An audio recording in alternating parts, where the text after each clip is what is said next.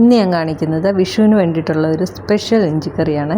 എല്ലാ തവണയും ഇഞ്ചി വറുത്ത് പൊടിച്ച് ഒക്കെയല്ല ഇഞ്ചിക്കറി ഉണ്ടാക്കുക. അപ്പോൾ ഇത്തവണ ഇതുപോലെ ഒന്ന് ഉണ്ടാക്കി നോക്കി, എന്താ ടേസ്റ്റ് എന്നറിയോ ഇതിന്. ഈ ഒരു ഇഞ്ചിക്കറിക്ക് കുറച്ചധികം പ്രത്യേകതകളുണ്ട്. സാധാരണ ഇഞ്ചിക്കറി വെക്കുന്ന പോലെയല്ല ഇത് ഞാൻ വെച്ചിരിക്കുന്നത്. അപ്പോൾ വീഡിയോ സ്കിപ്പ് ചെയ്യാതെ ഒന്ന് കണ്ടു നോക്കണം. ഇതിനെന്തൊക്കെയാണ് വേണ്ടതെന്ന് നോക്കാവേ. കുറച്ച് ഇഞ്ചി ഞാൻ തൊലി കളഞ്ഞിട്ട്, ഒരു 100 ഗ്രാം ഇഞ്ചിയോളം ഉണ്ടാവും. ഇത് തൊലി കളഞ്ഞ് ഇതുപോലെ ഒന്ന് അരിഞ്ഞെടുത്തിട്ടുണ്ട്. ഇത് കുറച്ച് സമയം ഇങ്ങനെ അരിഞ്ഞിട്ടൊന്ന് വെളിയിൽ വെച്ചേക്കാമെങ്കിൽ കുറച്ച് വെള്ളമൊക്കെ അതിൻ്റെ വലിഞ്ഞ് കിട്ടും. സാധാരണ വറുത്തിട്ടാണല്ലോ ഇഞ്ചിക്കറി വെക്കാറ്. അപ്പം ഞാനിത് വറക്കുന്നില്ല. വറക്കാതെ മിക്സിയുടെ ജാറിലിട്ട് ഒന്ന് കറക്കിയെടുക്കും. ഇതൊന്ന് പൊടിച്ച പോലെ ഒന്ന് ആക്കിയെടുക്കും. അരഞ്ഞു പോകരുത്. ഇതുപോലെ കണ്ടോ, ഇതുപോലെയാണ് ചതച്ചെടുത്തേക്കുന്നത്, ചെറിയ തരികളോടുകൂടി.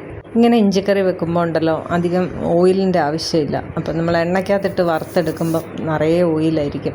ഇത് മിക്സിയിലിട്ട് ഇങ്ങനെ പൊടിച്ചെടുക്കുമ്പം ഒറ്റയടിക്ക് എല്ലാം കൂടെ അങ്ങ് ഇട്ടിട്ട് പൊടിക്കാൻ നോക്കിയാൽ അത് പൊടിയില്ല കേട്ടോ, പലതും പൊടിയാതെ കിടക്കും. അപ്പോൾ കുറേശ്ശെ ഇട്ട് കൊടുക്കുകയാണെങ്കിൽ ഇതുപോലെ നന്നായിട്ട് പൊടിഞ്ഞ് കിട്ടും.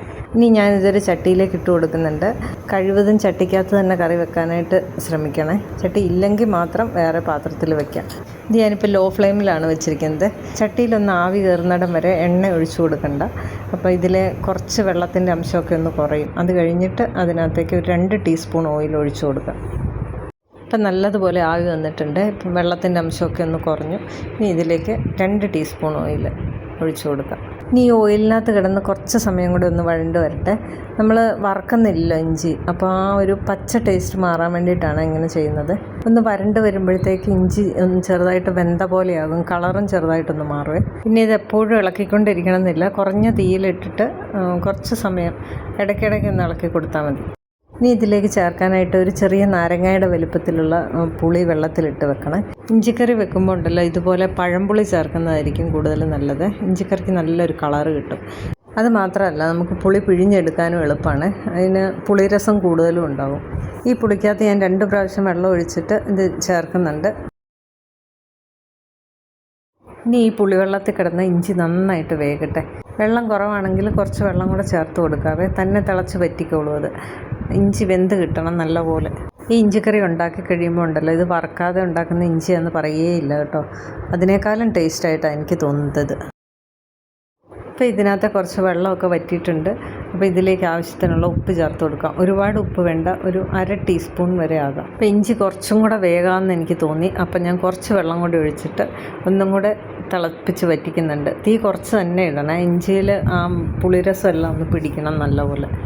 ഇഞ്ചി ഇതുപോലെ ചെറിയ തീയിലിരുന്ന് തിളച്ച് വറ്റിയാൽ മാത്രമേ ആ പുളി നല്ലപോലെ ഇഞ്ചിയിലേക്ക് പിടിക്കുള്ളൂ. അപ്പോൾ ഇത് നല്ലപോലെ വെള്ളം വലിഞ്ഞിട്ടുണ്ട്, ഒന്ന് കുറുകി വന്നിട്ടുണ്ട്. ഈ സമയത്ത് ഇതിലേക്ക് ഞാൻ ഇതുവരെ എരിവിനുള്ള ഒന്നും ചേർത്തിട്ടില്ലല്ലോ. അപ്പം കാശ്മീരി ചില്ലിയാണ് ഞാൻ ചേർക്കുന്നത്. നമ്മൾ വറുത്തിട്ട് ഇഞ്ചിക്കറി ഉണ്ടാക്കുമ്പോൾ ഉണ്ടല്ലോ അതിന് അധികം എരിവുണ്ടാവില്ല. പക്ഷേ പച്ചയ്ക്ക് നമ്മൾ ഇഞ്ചിക്കറി വെക്കുമ്പം ഇഞ്ചിയുടെ എരിവ് നല്ലപോലെ ഉണ്ടാവുക. അപ്പോൾ അതനുസരിച്ച് വേണം മുളക് ചേർക്കാനായിട്ട്. ഇപ്പോൾ ഇവിടെ ഞാൻ കാശ്മീരി ചില്ലിയാണ് ചേർത്ത് കൊടുത്തിരിക്കുന്നത്. ഇനി ഇത് കൂടാതെ ഞാൻ പച്ചമുളകും ചേർത്ത് കൊടുക്കുന്നുണ്ട്.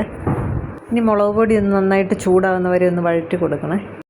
ഇപ്പോൾ ഇഞ്ചിയുടെ പച്ചച്ചോവയൊക്കെ മാറിയിട്ട് നന്നായിട്ട് വരണ്ട് വന്നിട്ടുണ്ട്. നല്ല സ്മെല്ലാണ് ഇപ്പോൾ ഇഞ്ചിയുടെ. ഇതുപോലെ ഒന്നായി കിട്ടിയാൽ മതി. ഇനി ഇതിലേക്ക് ആവശ്യത്തിനുള്ള ശർക്കര ചേർത്ത് കൊടുക്കാം. ഞാൻ ശർക്കര പൊടിച്ചതാണ് ചേർക്കുന്നത്. മധുരമൊക്കെ ഓരോരുത്തരുടെ ഇഷ്ടത്തിനനുസരിച്ച് ചേർക്കണേ. ഞങ്ങൾക്കിവിടെ കുറച്ച് മധുരം കൂടുതലുള്ള ഇഷ്ടം ഇഞ്ചിക്കറിക്ക്. ആദ്യമേ ഞാൻ ഒരു 1/2 കപ്പ് ശർക്കരയായിരുന്നു ചേർത്തിരുന്നത്. അതുപോലെ തന്നെ 1/2 കപ്പും കൂടെ വീണ്ടും ചേർക്കുന്നുണ്ട്. മധുരം നോക്കിയപ്പോൾ കുറവായിരുന്നു. ഈ സമയത്ത് പുളിയൊക്കെ ഒന്ന് നോക്കണം. പുളി ഇല്ലെങ്കിൽ കുറച്ച് പുളിവെള്ളം കൂടെ ഒഴിച്ചു കൊടുക്കുക. നേരത്തെ ഞാൻ എടുത്തിരുന്ന പുളി മുഴുവനായിട്ട് ഞാൻ പിഴിഞ്ഞൊഴിച്ചിട്ടുണ്ടായിരുന്നില്ല ഇതിലേക്ക്. അതിനകത്ത് കുറച്ച് വെള്ളം കൂടെ ചേർത്തിട്ട് ഞാൻ ഒന്നും കൂടി ഒന്ന് ഒഴിക്കുന്നുണ്ട്. ഇനി ഇതിലേക്ക് ആവശ്യത്തിനുള്ള വെള്ളം ചേർത്ത് കൊടുക്കാം. എത്ര ലൂസായിട്ടാണ് വേണ്ടതെന്ന് വെച്ചാൽ അതനുസരിച്ച് വെള്ളം ചേർക്കണേ. കുറച്ച് ഇരുന്ന് കഴിയുമ്പോഴത്തേക്ക് ഇതങ്ങ് കുറുകും. അപ്പോൾ അതനുസരിച്ച് വേണം വെള്ളം ചേർക്കാനായിട്ട്. ഞാനിത് ഒരുപാട് അങ്ങ് ലൂസാക്കുന്നില്ല, കുറച്ച് തിക്കായിട്ട് തന്നെ എടുക്കുന്നത്.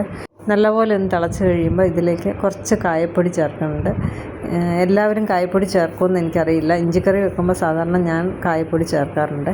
ഇനി ഇത് നല്ലപോലെ ഒന്ന് ഇളക്കിയിട്ട് ഒരു തിളയും കൂടെ വന്നു കഴിഞ്ഞാൽ ഇത് മാറ്റി വെക്കാം. ഇത് കഴിഞ്ഞിട്ടില്ല കേട്ടോ. ഇനി ഇതിനകത്തേക്ക് ഒന്ന് താളിച്ചും കൂടി ഒഴിക്കുന്നുണ്ട്. ഇപ്പോൾ ഇത് തിളച്ചിട്ടുണ്ട്. ഇനി ഇതങ്ങ് മാറ്റി വെക്കാം. ഇനി ഒരു ചീനച്ചട്ടി വെച്ചിട്ട് അതിലേക്ക് കുറച്ച് വെളിച്ചെണ്ണ ഒഴിച്ചു കൊടുക്കാം. വെളിച്ചെണ്ണയ്ക്കകത്താണ് ഇഞ്ചിക്കറി ഞാൻ വയ്ക്കാറ്. എണ്ണ ചൂടായി കഴിയുമ്പോൾ അതിലേക്ക് ആവശ്യത്തിനുള്ള കടുക് ചേർത്ത് കൊടുക്കാം. കടുക് പൊട്ടിക്കഴിയുമ്പം ഇനി അതിലേക്ക് ഞാൻ ചേർക്കാൻ പോണത് തേങ്ങാക്കൊത്താണ്. കുറച്ച് തേങ്ങാക്കൊത്ത് എടുത്തിട്ട് കനം കുറച്ചിട്ട് അരിഞ്ഞ് വെച്ചിട്ടുണ്ട്. അതാണ് ഇനി ഇതിനകത്തേക്ക് ചേർക്കാൻ പോണത്. നമ്മൾ പായസത്തിനകത്തൊക്കെ തേങ്ങാക്കൊത്തിടുന്ന പോലെ അതുപോലെ ഒന്ന് ചുമക്കൊന്ന് വറുത്തെടുക്കണത്. ഇഞ്ചിക്കറിക്കകത്ത് ഇതുപോലെ തേങ്ങാക്കൊത്തിട്ട് ചെയ്യാറുണ്ടോ? നല്ല ടേസ്റ്റാണ്, ഒന്ന് ചെയ്ത് നോക്കണം കേട്ടോ. ഇതിൻ്റെ കൂടെ ഒരു 3 പച്ചമുളകും കൂടി ഞാൻ അരിഞ്ഞത് ചേർത്ത് വഴറ്റുന്നുണ്ട്. ഇതൊരു പകുതി മൂപ്പാകുമ്പോഴത്തേക്ക് ഇതിലേക്ക് കുറച്ച് കറിവേപ്പിലയും ഒരു വറ്റൽമുളകും കൂടെ മുറിച്ചിട്ട് കൊടുക്കാം. തേങ്ങാക്കൊത്ത് മൂത്ത് കിട്ടാനായിട്ട് കുറച്ച് സമയം എടുക്കുമല്ലോ, അതുകൊണ്ടാണ് ഞാൻ തേങ്ങാക്കൊത്ത് ആദ്യമേ ഇട്ടത്. കറിവേപ്പില ആദ്യം ഇട്ട് കഴിഞ്ഞാൽ അത് കരിഞ്ഞു പോകും. അതുകൊണ്ടാണ് പകുതി മൂപ്പായപ്പോഴത്തേക്ക് ഇട്ട് കൊടുക്കുന്നത്. ഇനി ഇതെല്ലാം കൂടെ നല്ലപോലെ മൂത്ത് കിട്ടണം. തേങ്ങ ചെറുതായിട്ടൊന്ന് ചുമന്ന് വരുന്നിടം വരെ ഒന്ന് വറുത്ത് കിട്ടണം. അപ്പോൾ അതിൻ്റെ ഒപ്പം കറിവേപ്പില എല്ലാം നല്ല ഫ്രൈ ആയി കിട്ടും. അപ്പോൾ ഇത് റെഡി ആയിട്ടുണ്ട്. തേങ്ങാക്കൊത്തൊക്കെ നന്നായിട്ട് മൂത്തിട്ടുണ്ട്. ഇനി ഇത് നമുക്ക് ഇഞ്ചിക്കറിക്കകത്തേക്ക് ചേർത്ത് കൊടുക്കാം. ഈ ഒരു ഇഞ്ചിക്കറി നിങ്ങൾ ഒരു പ്രാവശ്യമെങ്കിലും ഒന്ന് പരീക്ഷിച്ച് നോക്കണം കേട്ടോ. ഇതൊന്ന് പരീക്ഷിച്ച് നോക്കിയില്ലെങ്കിൽ അതൊരു നഷ്ടമായിരിക്കും. അപ്പോൾ ഇപ്രാവശ്യത്തെ വിഷുവിന് ഈ ഒരു ഇഞ്ചിക്കറി ഒന്ന് വെച്ച് കൊടുത്ത് നോക്കി, ആരും മോശം പറയില്ല, എല്ലാവർക്കും ഇഷ്ടപ്പെടും. ഇത് സാധാരണ നമ്മൾ വെക്കുന്ന ഇഞ്ചിക്കറി പോലെയല്ല, ടേസ്റ്റ് ഡിഫറെൻ്റാണ്. എല്ലാവരും പരീക്ഷിച്ച് നോക്കിയോ. ഇഞ്ചിക്കറി ഇല്ലാതെ എന്ത് സദ്യയല്ലേ.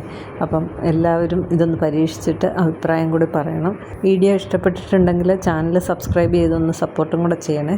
വിഷു സ്പെഷ്യൽ വിഭവങ്ങളുമായി വീണ്ടും കാണാം. താങ്ക്